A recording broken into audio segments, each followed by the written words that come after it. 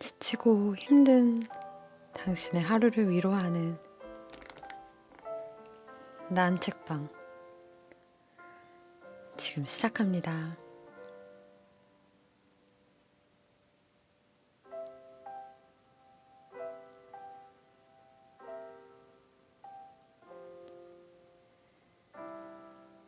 여러분 오늘 하루 어떻게 보내셨나요?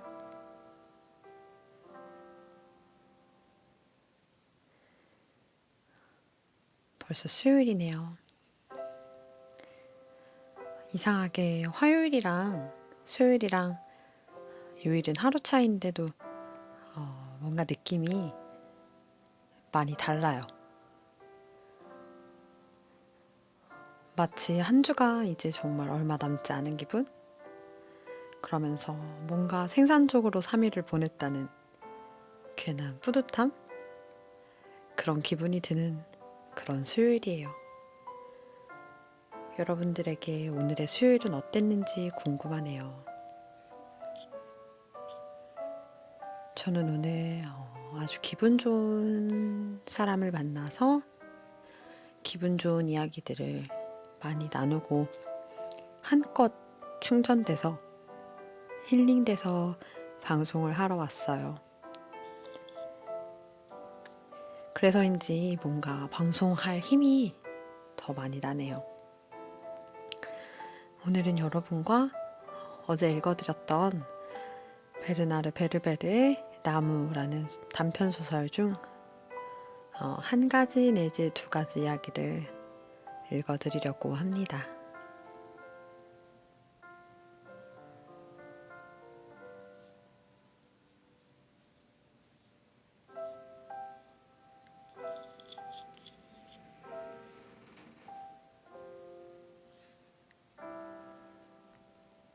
저는 잘 몰랐는데 요즘 제가 이 라디오를 하면서 되게 많이 행복해하고 있더라고요.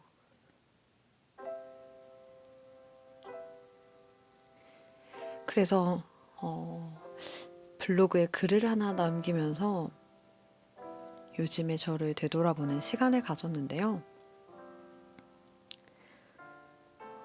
생각보다 여러분들과 함께 하고 있는 이 방송 시간이 나 자신을 발견하는 데도 도움이 되고 그리고 더 많은 사람들과 사는 이야기를 나누면서 저의 그릇도 더 넓어지는 경험을 하게 되고 그리고 함께 이야기하는 것의 즐거움도 느끼게 되면서 요즘 좀 다른 것들까지도 더 즐거워지는 걸 느끼게 됐어요.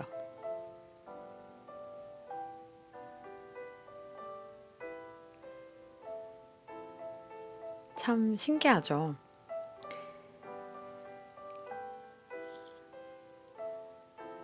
그냥 작은 호기심에서 시작한 이 라디오가 누군가에게 기다려지는 밤의 루틴적인 시간이 되고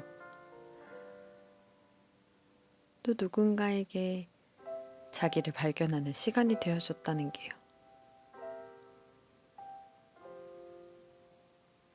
그래서 저는 오늘 또 힘을 내서 더 나은 이야기들 들려드리기 위해서 책을 읽어드리겠습니다.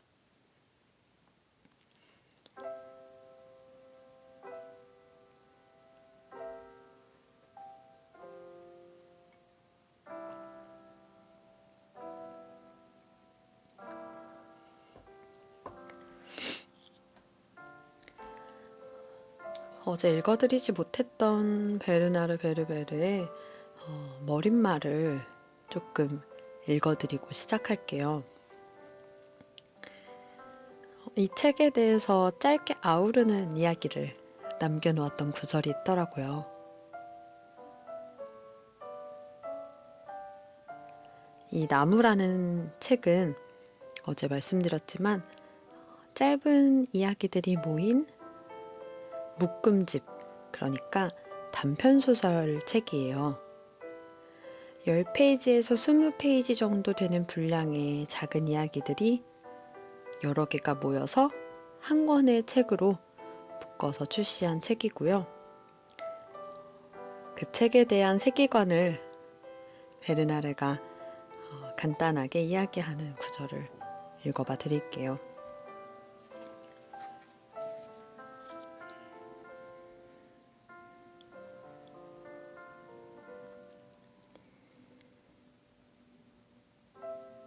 여기에 실린 이야기들은 어찌 보면 내 장편 소설들의 생성 과정을 보여주는 것이기도 하다.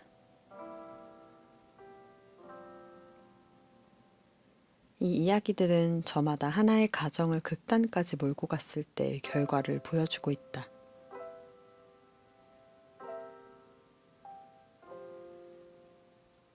만일 별똥별 하나가 파리의 릭상부르 공원 한복판에 떨어진다면, 만일 인간이 투명한 살갗을 갖게 된다면 하는 식으로 말이다.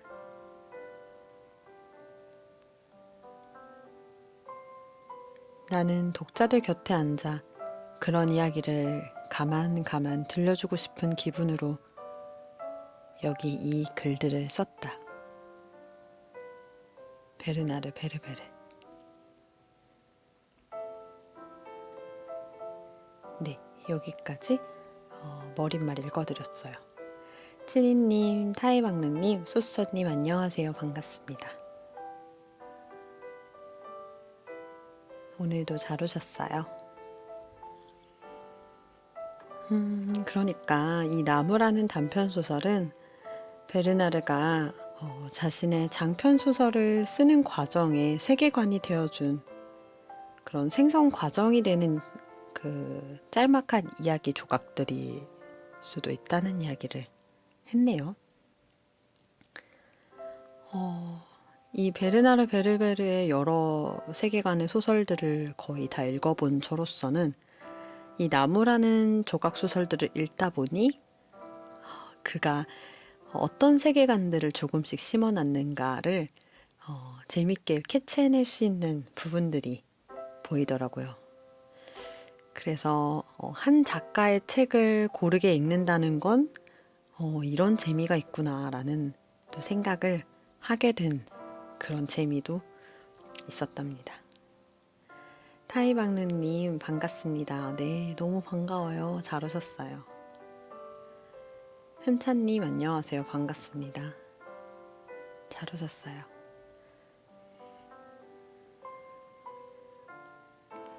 그냥 독자들 옆에 앉아서 이런저런 극단적인 상상을 한 이야기들을 가만 들려주고 싶은 기분으로 이 책을 썼대요.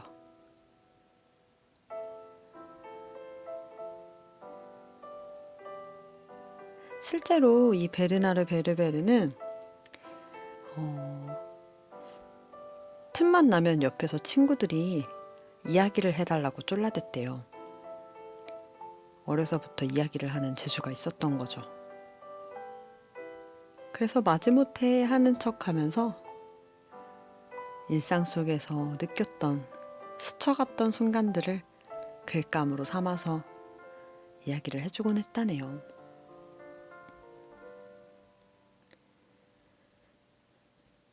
그렇게 친구들에게 이야기를 들려주는 기분으로 쓴 이 나무라는 단편 소설은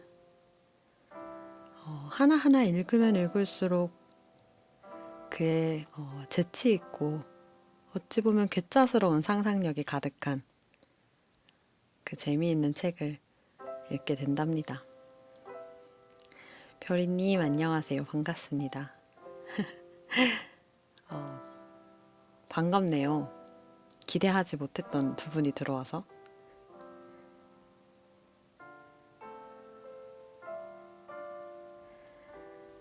제가 오늘 읽어드리고 싶은 이야기는 두 가지가 있는데요. 첫 번째는 냄새라는 이야기고요. 두 번째는 가능성의 나무라는 이야기입니다. 이야기 2개를 읽어드리기 위해서 빨리 시작할게요. 와, 부산 가는 중이시구나. 여행 가시는 거죠? 드라이브 하면서 듣고 계시겠네요. 진짜 좋겠다.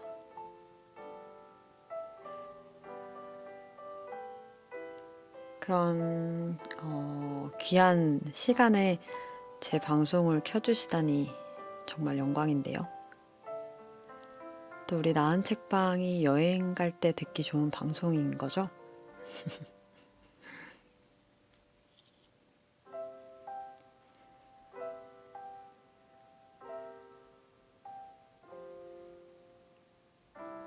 냄새라는 이야기 읽어드릴게요.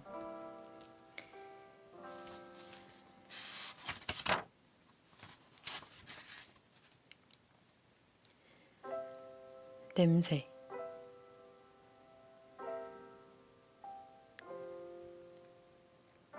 그 고약한 것은 별똥들처럼 보였다. 하지만 별똥들이 공교롭게도 파리 중심의 릭상부르 공원 한복판을 덮친 것은 처음 있는 일이었다.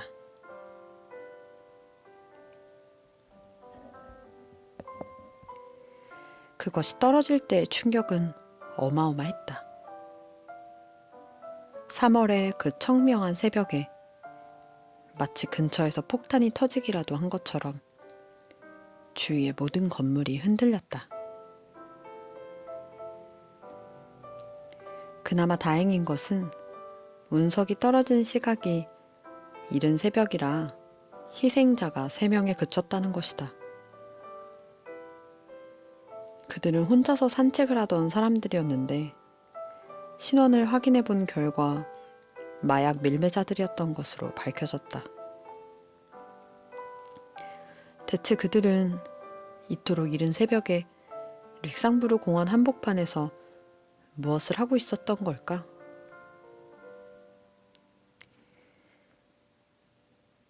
운석에 직접 희생된 것은 아니지만 병약한 몇몇 시민이 그 소음에 너무 놀란 나머지 심장마비로 사망하는 불행한 일도 있었다. 이런 피해 상황을 놓고 한 저명한 과학자는 이렇게 말했다.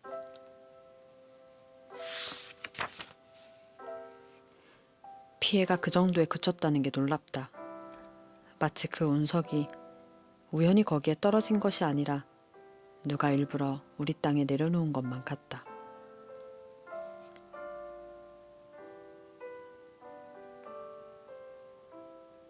하지만 세계에서 가장 유명한 도심 녹지대에 속하는 릭상부르 공원의 한복판에 직경이 약 70m나 되는 바위 덩어리가 놓여 있다는 것은 중대한 문제가 아닐 수 없었다. 충격이 채 가시기도 전에 구경꾼들이 몰려들었다. 그들 중에 누군가가 소리쳤다. 아니 무슨 냄새가 이렇게 고약하지?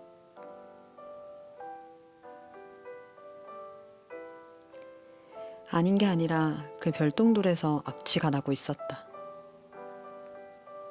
도움을 요청받은 천문학자들의 설명에 따르면 별똥별이 떨어지는 동안 때로 유황으로 이루어진 성간운을 통과하는 경우가 있는데 그 때문에 지구 표면에 떨어진 별똥돌에서 악취가 날 수도 있다는 것이었다.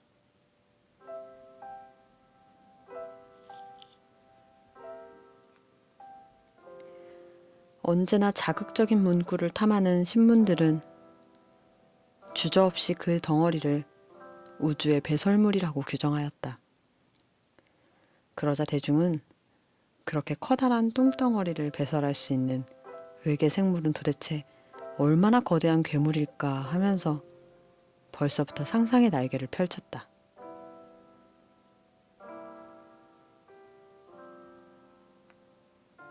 네, 일단 여기까지 읽어드릴게요.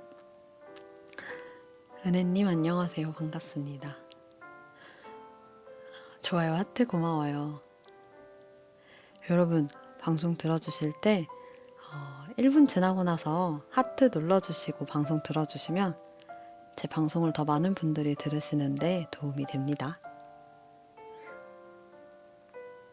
그러니까 지금 제가 읽고 있는 이 냄새라는 에피소드는 파리의 가장 푸른 녹지 중에 정말 유명한 공원인 릭상브르 공원에 갑자기 직경 70m가 되는 커다란 돌덩이가 떨어진 거예요.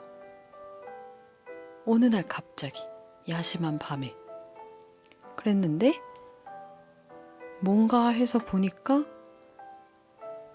우주에서 떨어진 것 같더라는 거죠. 별똥돌이라는. 그런데 처음에는 사람들이 모두가 신기하게 생각하고 이런 기이한 현상에 대해서 이거는 우주의 배설물인가 하면서 여러 가지 상상을 하던 중 이 별똥돌에서 이상한 아주 고약한 악취가 나기 시작했다는 거를 알게 돼요.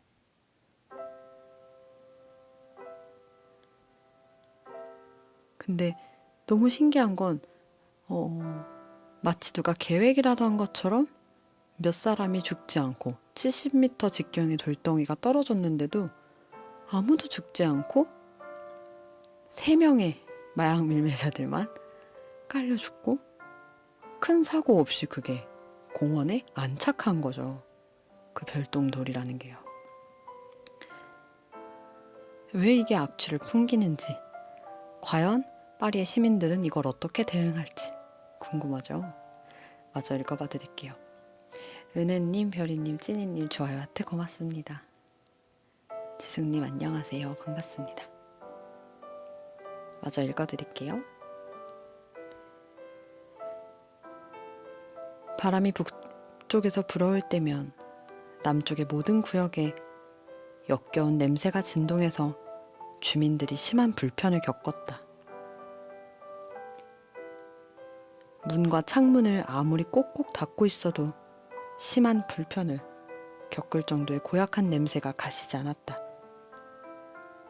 그것은 맵싸하고 진하고 몹시 역한 냄새였다.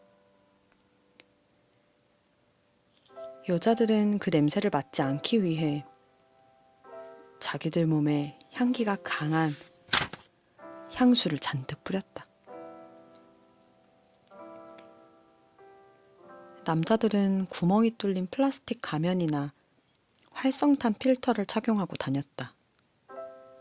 그 우스꽝스러운 모습은 진짜 방독면을 쓰고 다니는 것보다 별로 나을 게 없었다. 외출했다가 집에 돌아오면 쉽게 가시지 않는 그 악취가 옷에 속속들이 배어 있었다.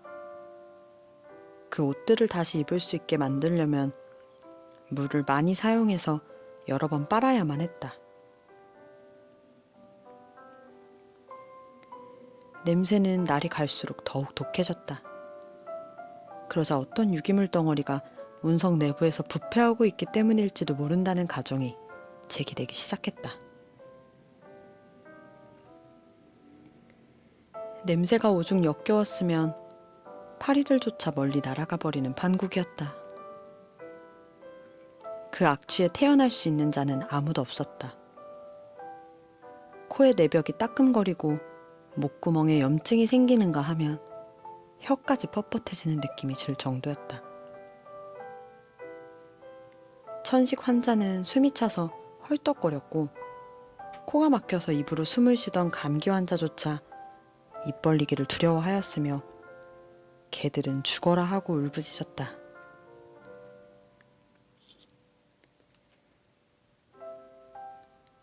처음에 이 별똥들은 관광객들을 끌어들이는 세계적인 구경거리로 여겨졌다. 하지만 얼마 안 가서 이 우주의 똥은 파리시의 가장 중대한 문제, 나아가서는 프랑스의 가장 큰 골칫거리가 되었다. 주민들이 냄새를 피해 떠나가는 바람에 릭상부르 공원 근처의 집들이 텅텅 비게 되었다. 일요일마다 이 공원에 조깅을 하던 사람들도 일절 발길을 끊었다.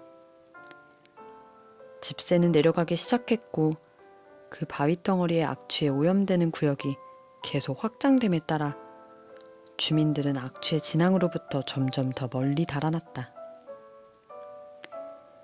당연한 얘기지만 파리의 시 환경관리 당국은 기중기와 권한기로 그 바위덩어리를 옮겨보려고 애썼다.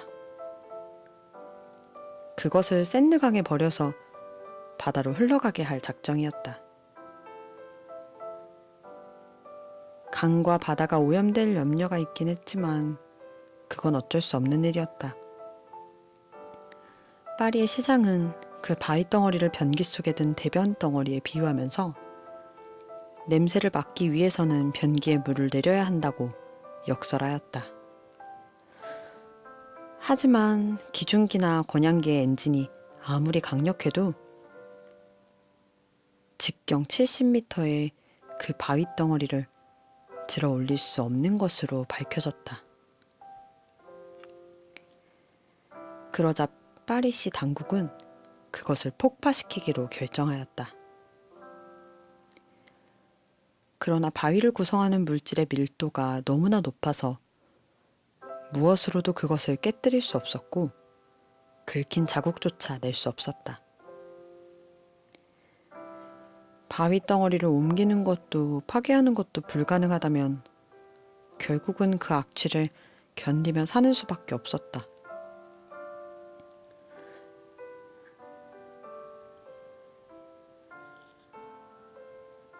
그때 프랑스아 샤비놀이라는 젊은 기술자가 한 가지 묘안을 냈다. 그것을 옮길 수도 깨트릴 수도 없으니 냄새가 퍼지지 못하도록 아예 콘크리트로 덮어버리자. 말이 떨어지기가 무섭게 작업이 진행되었다. 왜 진작 그 생각을 못했을까? 파리의 시장은 나중에 사람들이 당이 입히기 작전이라고 명명한 작업을 실시했다.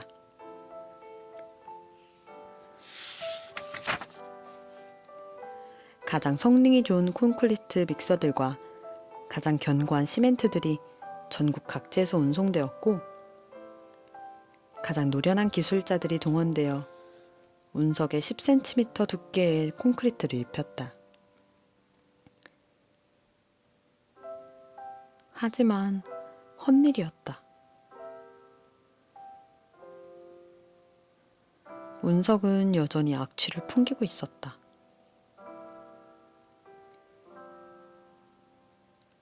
(20cm) 두께로 한 겹을 더 입혀보아도 사정은 마찬가지였다.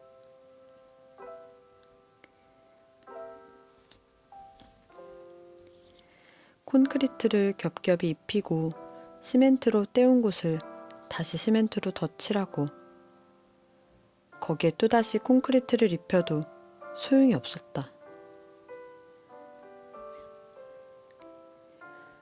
작업이 시작되고 한 달이 지나자 운석은 1m 두께의 콘크리트로 덮였다. 그러고 나니 전체적인 모습이 모서리를 둥글게 한 입방체와 비슷해졌다. 하지만 지독한 악취는 사라질 기미를 보이지 않았다. 콘크리트가 너무 다공질이라서 그래요. 투과성이 더 적은 물질을 찾아내야 합니다. 시장이 그렇게 진단을 내리자 샤비놀은 석고를 제안했다. 석고는 흡수성이 좋아서 악취를 스펀지처럼 빨아들일 수 있으리라는 것이었다. 하지만 그건 역시 실패였다. 기술자들은 석고에 유리섬유를 더 씌웠다. 그럼으로써 마치 건물을 지을 때 단열재를 넣어 이중벽을 만드는 것과 같은 결과를 얻었다.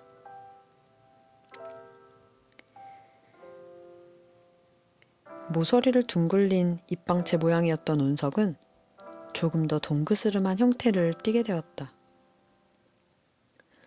그러나 모양은 변해도 악취는 달라지지 않았다.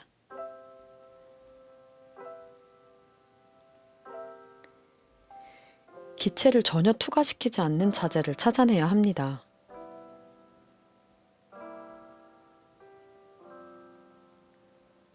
시장의 볼멘 주문에 기술자들은 이마에 주름을 잡고 고심했다.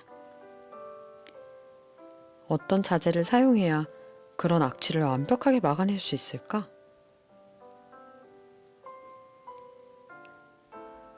네, 여기까지예요. 일단 지금 여기까지 읽어드렸는데 골치 아프죠. 그러니까 파리 시내의 공원에 떨어진 별똥돌, 그러니까 이 우주의 똥덩어리가 고약한 냄새가 도대체가 뭘로 씌워도 사라지질 않는 거예요. 이 70m 반경의 거대한 덩어리가 쪼개지지도 않고 어떤 세게 부숴버리려고 해도 흠집조차 가지 않고 너무 무거워서 바다로 던져버리려고 해도 들려지지도 않고 콘크리트와 석고로 덮어봐도 몇 겹을 다시 덮어도 냄새가 새어나오더라는 거죠. 과연 어떻게 해결할까요? 어떻게 해야 될까요?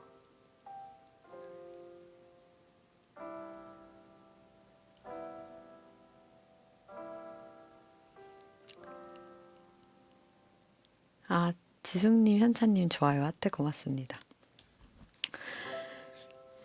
과연 파리 시민들은 이 난항을 어떻게 헤쳐나갈지 마저 한번 읽어볼게요.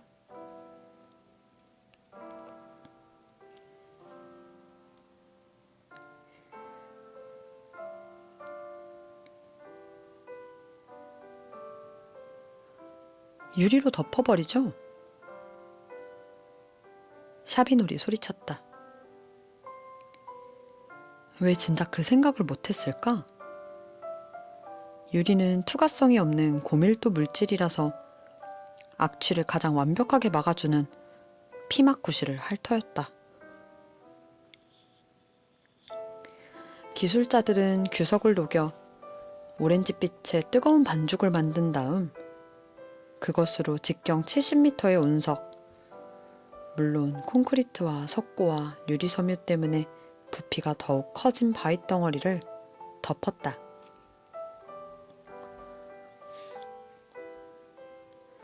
유리 반죽이 식고 나자 운석은 맑고 반들반들하고 완벽한 구형을 이룬 것이 마치 하나의 커다란 구슬을 보는 듯 했다.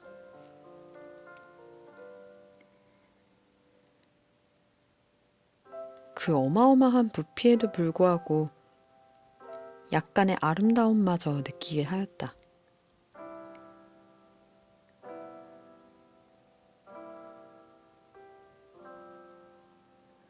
냄새도 사라졌다.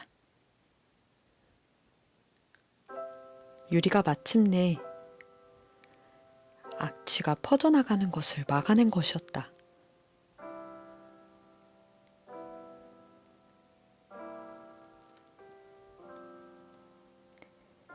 파리는 온통 환희의 도가니였다. 사람들은 방독면이며 활성탄 필터를 공중으로 던져 올렸다. 교회로 나갔던 주민들이 돌아오고 도심 곳곳에서 무도회가 열렸다. 자갯빛 구체로 변해버린 운석을 둘러싸고 한바탕 충판이 벌어졌다.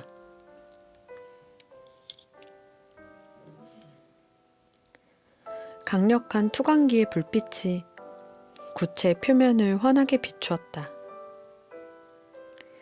파리 사람들은 릭상부르 공원에 이 기념물을 놓고 세계의 8번째 불가사에 운운하면서 자유의 여신상 같은 것은 이 운석에 비하면 보잘것없는 조각상일 뿐이라고 벌써 다들 난리가 났다. 파리 시장은 한 연설 도중에 우스갯소리로 이번 말을 하였다.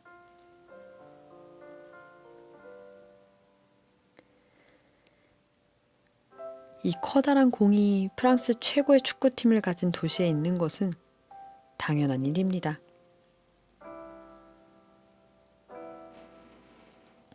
그 말에 사람들은 장내가 떠나갈 듯이 박수갈채를 보냈다.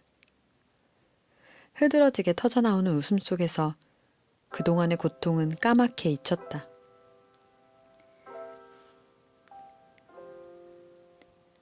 프랑스와 샤비놀은 파리 시장으로부터 표창을 받았다. 이 젊은 과학자가 거대하고 반들반들한 공 옆에 서 있는 모습을 사진에 담기 위해 사진 기자들이 일제히 플래시를 터뜨렸다.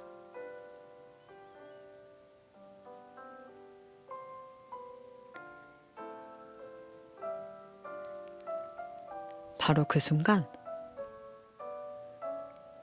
우주의 또 다른 차원에서 보석 장사를 하고 있는 외계인 글라프나트에는 이제 때가 되었다고 판단하고 자기가 지구에 버렸던 물건을 회수해 갔다.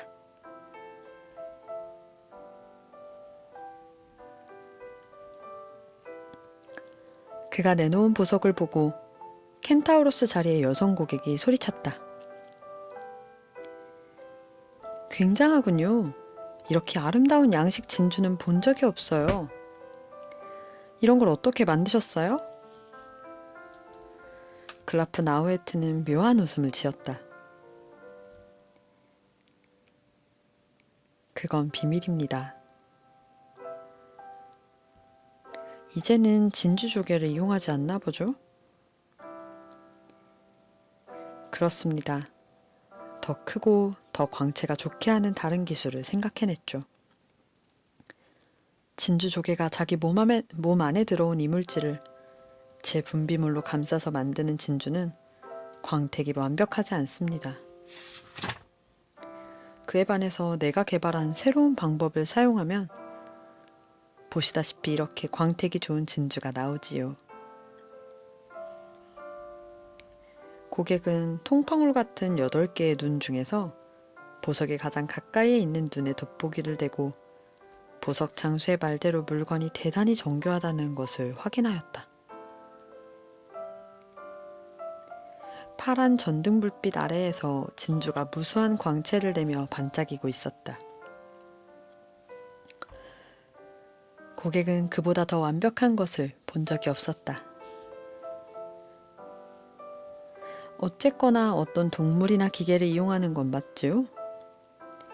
고객의 호기심을 억누르지 못하고 다시 물었다. 보석 장수는 알쏭달쏭한 표정을 지었다. 털이 부스스한 그의 귀가 연보랏빛을 띠었다.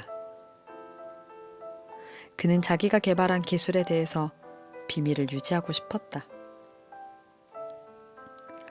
하지만 고객의 호기심이 수그러들 기미를 보이지 않자 귀갯말로 이렇게 털어놓았다.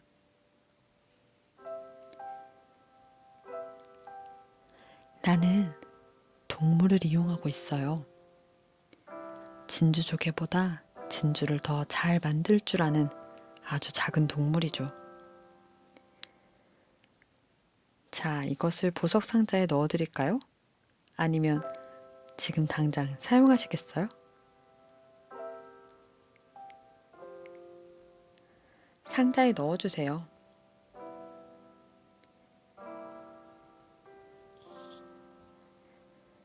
켄타우로스의 고객은 보석 장수가 요구한 금액에 조금 놀랐지만 그 보석을 꼭 갖고 싶었다. 켄타우로스에서 파티가 열릴 때 그 완벽한 진주를 달고 나가면 모두가 경탄하며 바라볼 게 분명했다. 고객은 벌써부터 다음 파티 때 그 보석을 어떻게 걸어야 자기의 젖가슴 8개가 더욱 아름다워 보일까 하는 생각을 하고 있었다.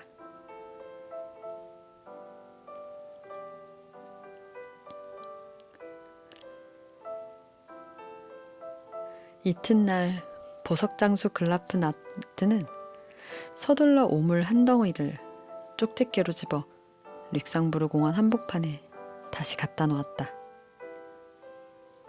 이번에는 지난 것보다 더 크고 냄새도 더 강한 놈을 골랐다. 오물이 놓인 장소는 지난번과 똑같았다.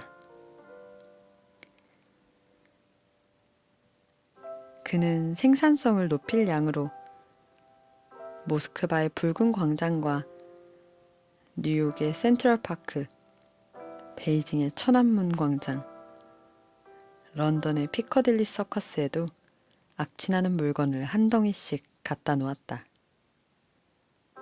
그의 성공은 따놓은 당상이었다.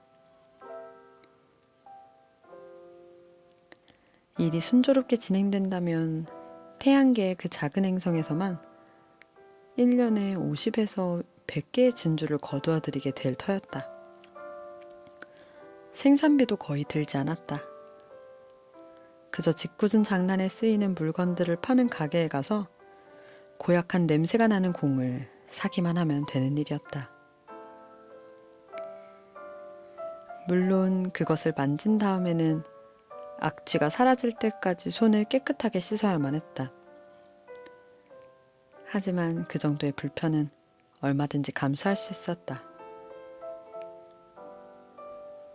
켄타우로스의 고객은 글라프 나우에트의 보석 가게에서 산 양식 진주를 여자 친구들에게 자랑하였다. 그러자 그들 모두가 똑같은 것을 갖고 싶어 했다.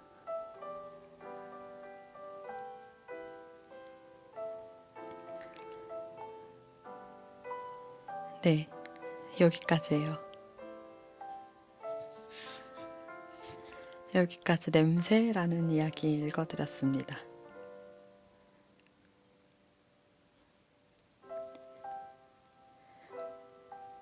여러분, 놀라운 반전 이해하셨나요? 이 우주의 똥덩어리의 정체를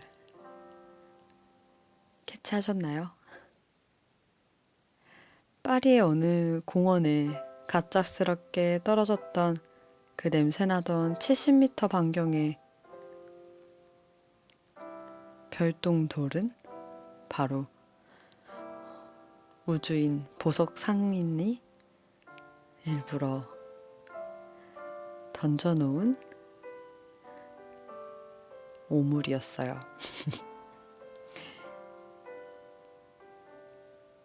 그 오물 덩어리를 누구보다 멋지게 세공을 해서 상인이 원하는 보석과 같은 진주로 둔갑시켜 준 거죠. 사람들이요.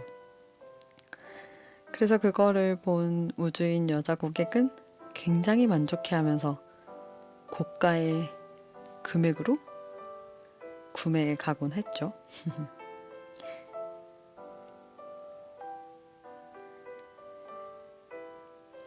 굉장히 시장에서 반응이 좋다는 것을 안 이 우주인은 다시 한번 파리의 그 리상브르 공원에 더 크고 더 심한 냄새가 나는 오물 덩어리를 던져놓고요. 지구의 여러 넓은 대도시에 그 오물 덩어리를 하나씩 다 갖다 놓았죠. 그러면 생산비 들이지 않고 1년에 50개에서 100개까지의 진주를 거둬들일 수 있다는 거죠.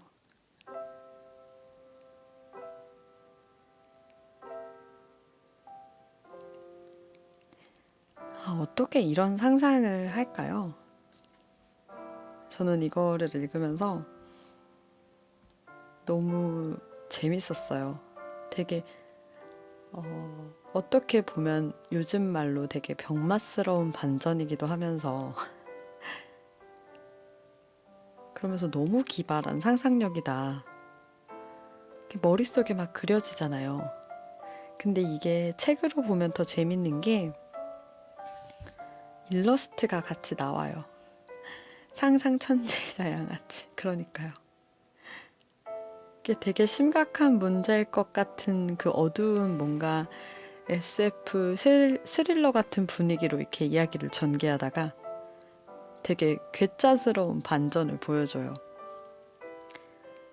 그러니까 어제 읽어드렸던 황혼의 반란은 되게 무거운 이렇게 블랙 코미디 같은 그런 이야기였다면 오늘 읽어드린 이 냄새라는 이야기는 되게 괴짜스러운 재밌는 상상력이 가득한 이야기라고 볼 수 있겠네요.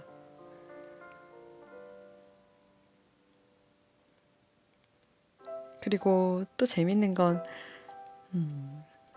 뭔가 되게 본질이 좋은 건 아닌데 되게 그럴싸하게 포장된 것들이 고가의 부가가치를 입어서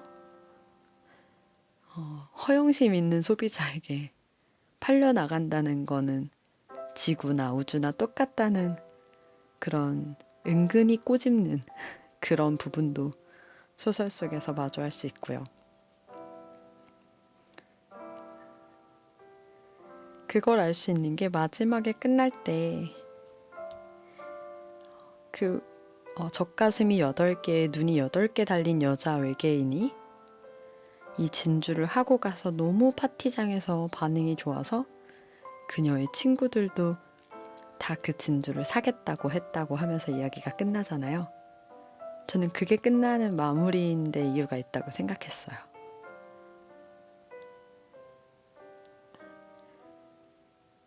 참, 이 베르나르 베르베르는 그 기발한 상상력도 상상력이지만 그 말도 안 되는 진짜 쉽게 상상할 수 없는 이야기 속에서 우리가 겪는 일상의 어떤 문제나 소소한 되게 원리 같은 것들을 잘 담아내요. 그게 또 묘하게 재밌어요.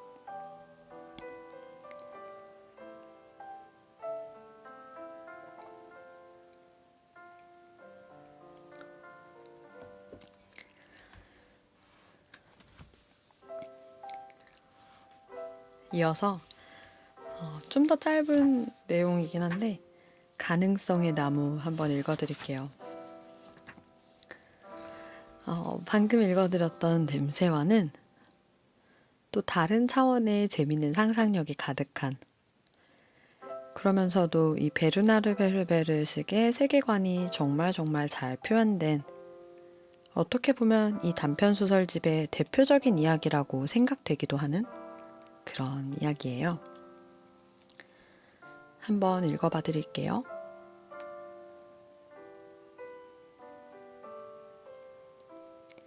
가능성의 나무.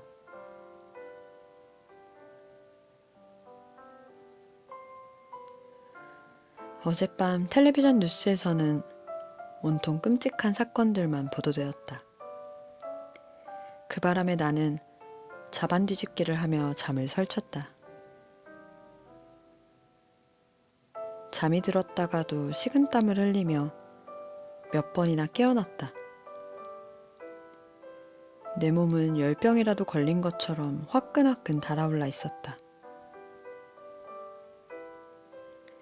그러다가 마침내 깊은 잠에 빠져들게 되었을 때 꿈에서 나무 한 그루를 보았다. 나무는 마치 빠른 동작 화면에서처럼 가지를 하늘로 쭉쭉 뻗어가고 있었다. 줄기가 자꾸 굵어지면서 이리저리 비틀림이 생기고 껍질이 뿌드득거리며 갈라졌다. 그러는 동안 가지에는 잎이 파릇파릇 돋아나 무성한 나무갓을 이루었다가 이내 우수수 떨어지고 또다시 새 잎이 돋아나곤 했다.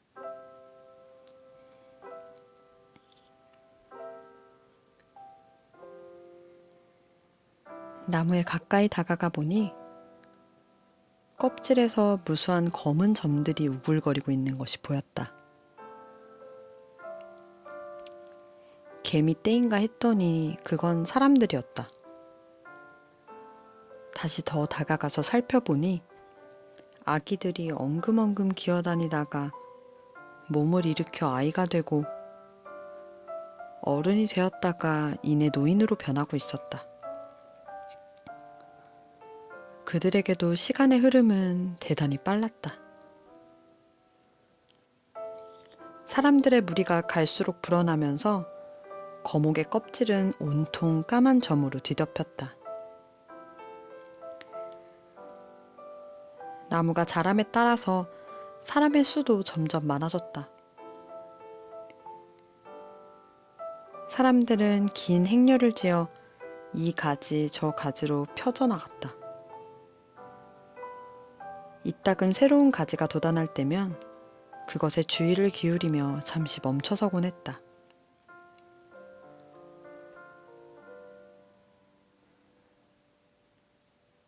그들은 가지 끝까지 나아가 잎의 가장자리를 따라 돌기도 하고 잎사귀 위로 올라서기도 했다. 그러다 잎이 떨어지면 거기에 붙어있던 사람들도 함께 떨어졌다.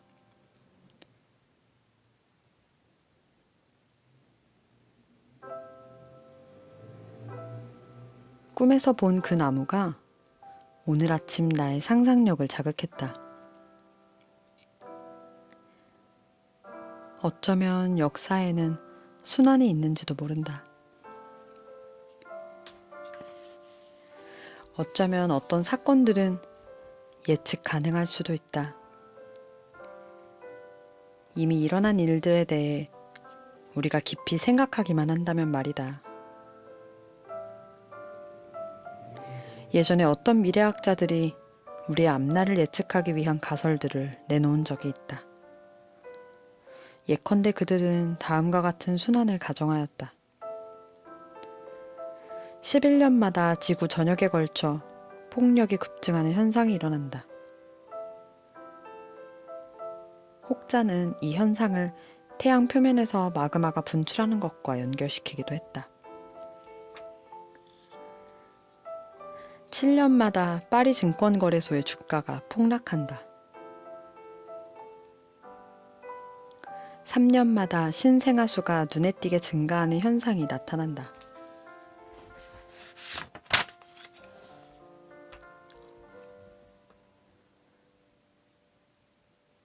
물론 미래를 예측한다는 게 그리 쉬운 일은 아니다. 하지만 쉽지 않다고 해서 지레 포기할 수는 없다. 아마도 우리는 과거를 연구함으로써 미래의 재난을 피하게 될 것이다.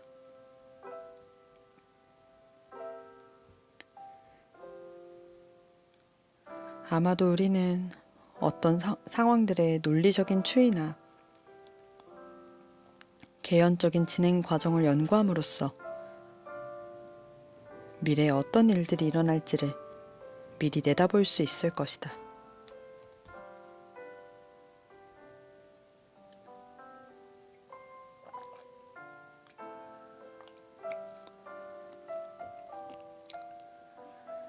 세계 인구의 기하급수적인 증가에 따라서 전문가들이 토론을 벌이기 시작한 것은 이미 오래전의 일이다. 토론이 벌어질 때마다 대부분의 전문가들은 세계의 인구 증가가 우려할 만한 상황은 아니라고 주장한다. 식량 생산이 갈수록 증대되기 때문에 아무 문제가 없다는 식이다.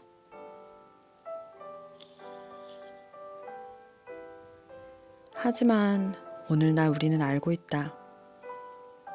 우리가 화학 비료를 너무 많이 사용해서 지력을 고갈시킨 탓에 대지의 산물로 만든 우리의 음식에 비타민과 미량 원소가 결핍되어 있다는 것을 말이다.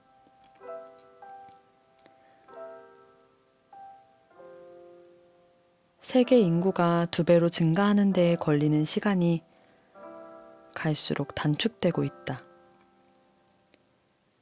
만일 이런 추세가 계속된다면 10년 만에 인구가 2배로 늘어나는 상황이 벌어질 수도 있다.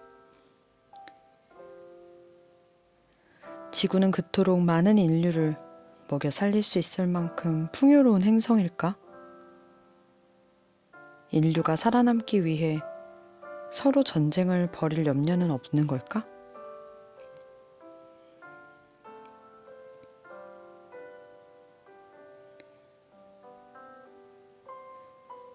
인류의 운명을 좌우할 모든 요인을 방정식에 넣어서 그 요인들이 미래에 가져올 변화를 예측할 수는 없을까?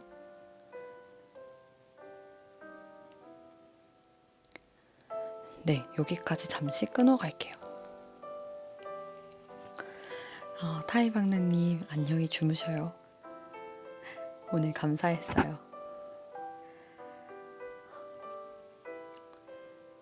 그러니까 지금 이 가능성의 나무라는 이야기는 어떤 사람의 꿈으로부터 시작돼요. 유독 잠을 이루기 어렵던 어느 날 밤새 뒤척이다가 하나의 꿈을 꾸게 되죠.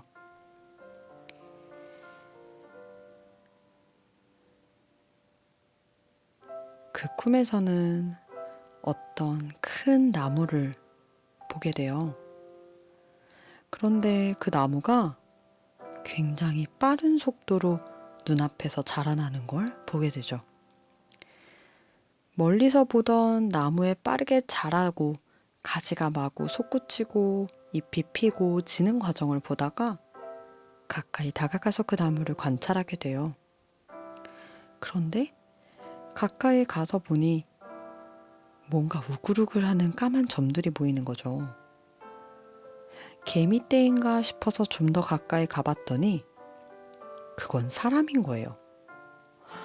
그런데 그 사람 떼들이 자세히 보니까 아가들이 엉금엉금 기어서 올라가다가 어느샌가 아이가 돼서 일어나서 걷고 그러다가 어른이 되어서 마구 걷다가 어느 순간 꼬부랑 노인이 되어서 가지 끝으로 올라가고 잎사귀를 타고 넘나들다가 잎사귀가 지면서 같이 떨어져서 죽는다라는 거죠. 근데 그것도 너무나 빠른 속도로 보게 된 거예요. 그 이상한 현상을 꿈에서 발견하고 나서 깬 주인공은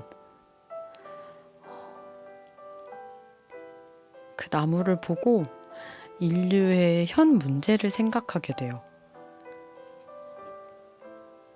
우리가 사는 지구도 그러하지 않을까라는 자그마한 깨달음을 얻은 거죠.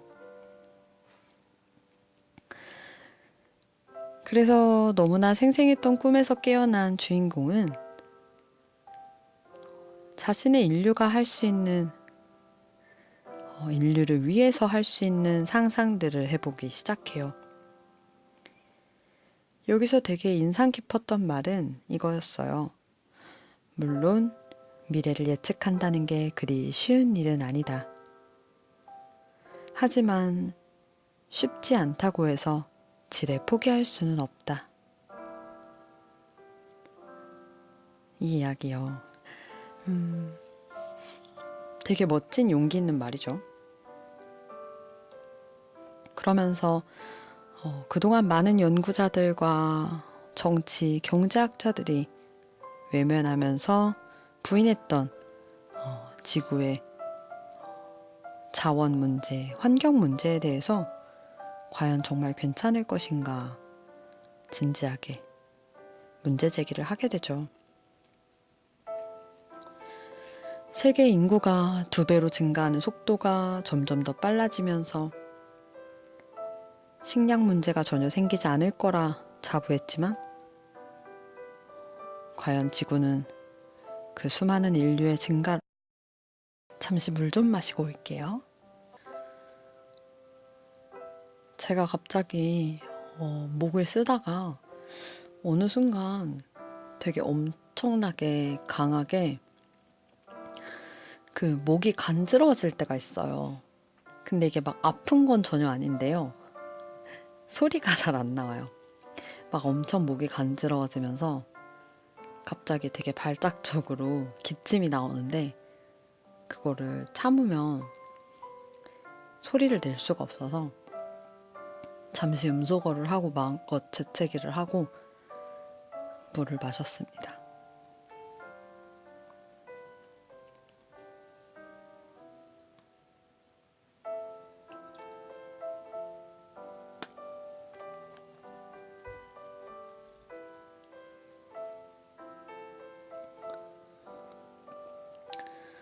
어쨌든 상상으로 그런 인류의 문제를 생각해 보게 되는 거죠.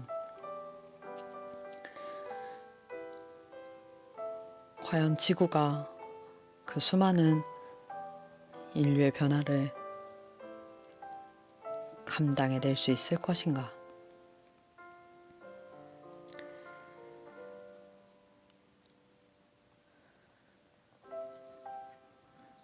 그렇게 이 주인공은 나뭇가지 하나당 하나의 전문 분야를 담아서 가능성의 나무 시스템을 만들면 어떨까 생각합니다. 전 지구적인 차원에서 함께 머리를 맞대어서 경험과 모든 철학과 과학을 동원해서 함께 지구의 미래를 연구하는 거죠. 그래서 가상의 시나리오를 작성하고 그에 따라서 다가올 수 있는 미래를 예측하고 미리 데이터를 쌓아놓으면 좋겠다라는 생각까지 이르게 돼요. 그래서 사회학자, 수학자, 그리고 역사학자, 생물학자, 철학자와 정치가, 과학소설 작가, 천문학자 등 지식의 모든 지평에서 온 남녀들이 어떤 고립된 연구소를 차려서 그 가능성의 나무라는 공간에 모여서 각자의 분야에서 마음껏 토론하고 연구할 수 있게끔 그런 전 지구적인 시스템을 갖추자는 아이디어를 갖게 돼요. 그래서 가상의 시나리오로 제3세계대전, 제3차 세계대전이 발생한다면 또는 기상의 중대한 기상이변이 일어난다면 만약에 지구에 우리가 마실 수 있는 물이 없어지게 된다면 그리고 자본가들이 인건비가 전혀 들지 않는 노동력을 얻기 위해서 인간 복제 기술을 이용하게 된다면 그리고 우리가 화성에 우주의 도시를 건설하게 된다면 만약에 어떤 고기를 먹는 사람들마다 그 고기 때문에 똑같은 질병에 감염된다면 우리 뇌를 컴퓨터에 직접 접속시킬 수 있게 된다면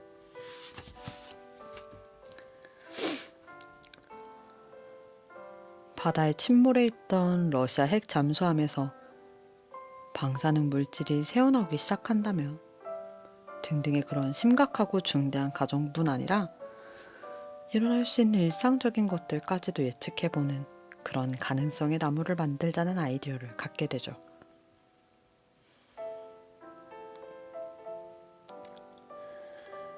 그래서 자신이 생각했을 때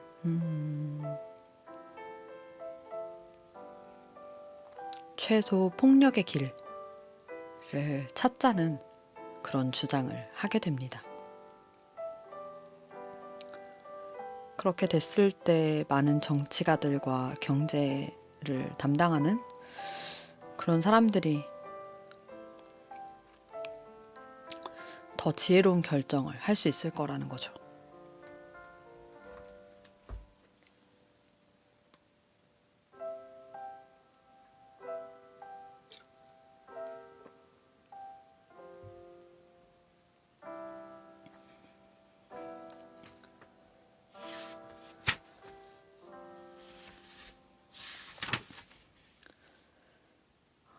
그런데 여기서 좀 아이러니한 게 있어요. 이 가능성의 나무라는 이야기의 끝인데요.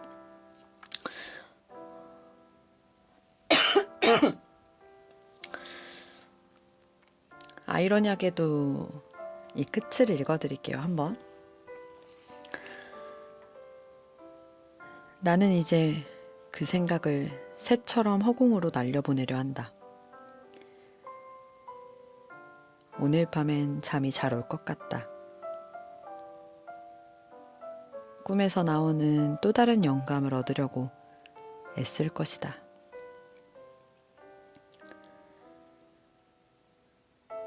이렇게 끝나요. 진짜 아이러니하죠. 그러니까 인류를 구할 너무나 좋은 영감을 꿈에서 만났고 그걸 통해서 엄청난 깨달음과 좋은 생각이 떠올랐는데 그거를 허공으로 떠나보내고 또 다른 영감을 꾸기 위해서 꿈을 꾸고 잠을 청한다는 이야기예요. 저는 이게 어떻게 보면 자극을 요하지만 행동으로 변화하지 않는 현대의 인류를 교묘하게 비꼬으면서 꼬집은 그런 결말이 아닐까라는 생각을 했습니다. 그러니까 어떤 문제가 닥쳤고 우리가 지금 어떤 것을 위해 연대해야 하는지 사실은 다들 어느 정도 알고 있지만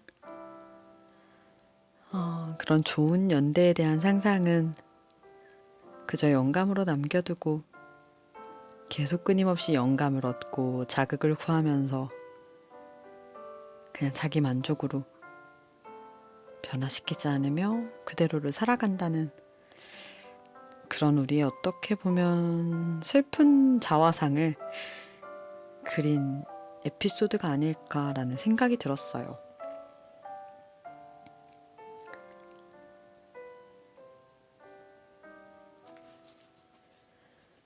제가 이 책을 읽으면서 느낀 건 인류에게 재언을 남긴 유발 하랄이나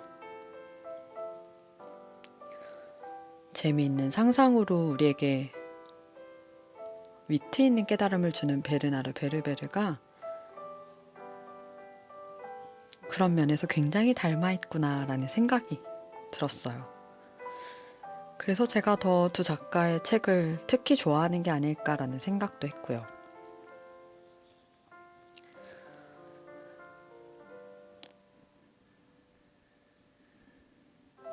우리가 가진 가능성의 나무를 가능성으로만 두지 않고 실제로 성장하는 나무로 가꿀 수 있었으면 좋겠네요.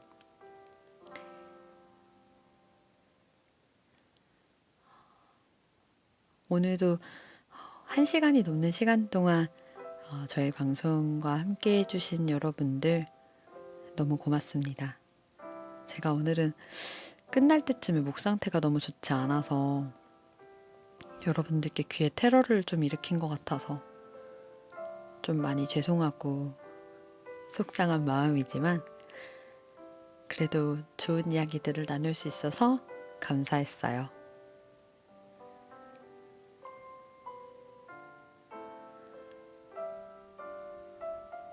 이틀 동안 재밌는 상상이 가득한 소설을 읽으면서 저도 참 많이 꿈을 꾸었고 또 현실을 직관하게 됐고 저에 대해서 많은 생각을 하게 된 이틀 동안이었습니다. 여러분들에게도 조금은 다른 지금을 조금은 다르게 보게 되는 그런 시간이었으면 좋겠다라는 생각이 드네요. 네, 은혜님. 저도 너무나 감사합니다. 굿밤 되세요. 네. 감사해요. 여러분, 행복한 밤 되시고요. 부산으로 떠나고 계신 별이님, 행복한 밤 되시고, 즐거운 여행 되세요. 그리고 저는 내일 또 찾아올게요. 여러분 더 나은 내일이 되시길 기도하겠습니다. 그러면 저는 이만 가볼게요. 안녕. 굿밤이요 언니. 별이님도 안녕. 굿밤이에요.